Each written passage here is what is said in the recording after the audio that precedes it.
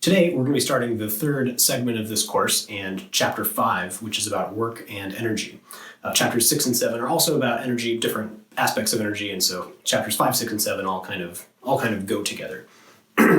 Okay, so before we define some things, I want to paint two different scenarios involving forces that we, kind of like what we've talked about. So in scenario A,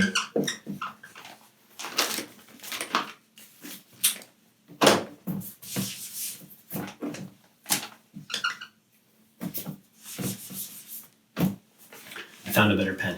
So in scenario A, we have a person who is pulling a wagon, maybe one that's loaded with something really, really heavy, right? And they are pulling it, moving to the right. They're exerting a force, they're exerting a force this way on the wagon, and they are, pulling it. I guess I'll say heavy wagon to emphasize the fact that this person is, not having a good day. Scenario B, let's say we have a person that's sitting in a chair on top of a train that is, rumbling along at some velocity. And I want to point out, from what we know about forces, this person is also exerting a force on the train, right? The train is exerting a force up on them, a normal force holding them up, and so this person is also exerting a force on the train that is equal to their weight. Okay, so we have two cases.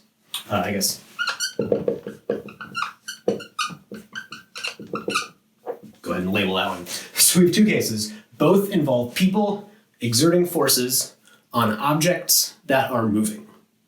Okay, and yet something is very different between these two. So what I mean is, this person pulling a heavy wagon, they are going to get tired. Now, what that means in terms of physics, we'll get to in a little bit, but from our everyday experience, this person is going to get tired, especially if this is heavy, especially if they're pulling it, say, up a hill. You can reach the limits of pulling heavy things. This person sitting in their chair, they can do this all day, right? They're having a much easier time of it, even though they might be traveling at the same speed and exerting the same force, right? This person, if they weigh 100 kilograms, they're exerting a force of 980 newtons on the train. This person, pulling with a force less than that, would have an extremely hard time. So it's not just about how big this force is. It's not just about whether or not they're moving, because both of these cases are moving. Something is different. And thinking about this without a physics perspective, you say, well, this person has it easy. It's, the train over there is doing all the work, right? This person is just sitting. And in fact, work is exactly what we are about to define. So sitting on the train, in everyday language, we would say this does not require effort, right? This person does not have to put effort into their sitting. This pulling does require effort. They have to put something into the pulling in order to get it to work. So our next quantity we're going to learn about measures this effort that is required to exert a force.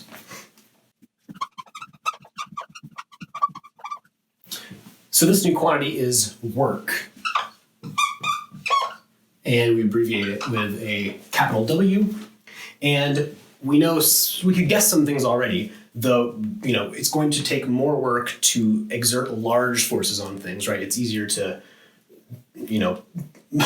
pull a tiny little wagon that doesn't weigh anything a few feet versus pulling a car or a truck or a train a few feet. That's requires much more effort.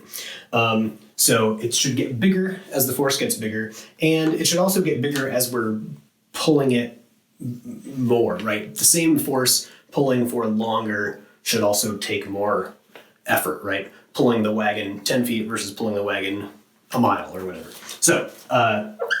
So our work, it turns out, is equal to, very simply, the force times the distance. Don't write this down yet. There is a modification of this we're going to make in just a second, but this is the simple version. The work we do on an object is equal to the force we exert times the distance that force is exerted for. So our units of work are units of force times units of distance. That is newtons times meters. And you do encounter newton meters sometimes, but in fact, the unit of work, the more common unit of work is the joule. So 1 joule is defined as a newton meter.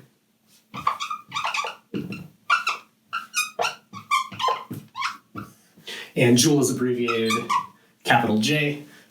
We will use joules pretty much every day for the rest of this class, just about. So yeah, joule is also the unit of energy. We will get to the connection between energy and work soon. Okay, so we could do some simple examples. If we're pulling the wagon with 100 newtons and we're pulling for a distance of 3 meters, it takes 3 times 100 equals 300 newton meters. So that is 300 joules of work to pull the wagon that distance. All right, great. So let's go back to our little A and B example here.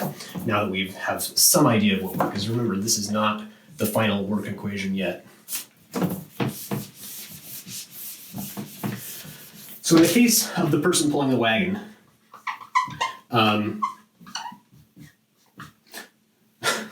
they're not having a great time of it. So they're pulling a force this way, and they're moving some distance in the x direction, right? So this is a pretty classic picture of doing work, exerting a force, moving some distance. Contrast that with our person going for a ride on the train car, and here their force is down, but the distance that the car travels, or the direction the car travels, is to the right. And in fact, this is very important. The relative direction between the force and the distance traveled determines whether you are doing work or not. So this person, it turns out, is not doing any work because the force is perpendicular to the direction. And that brings us to our full work equation to describe this difference.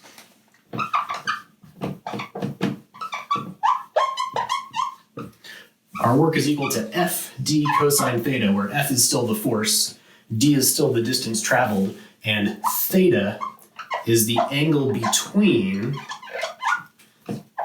our force vector, the direction of our force, and the direction of travel, or the direction we moved, d.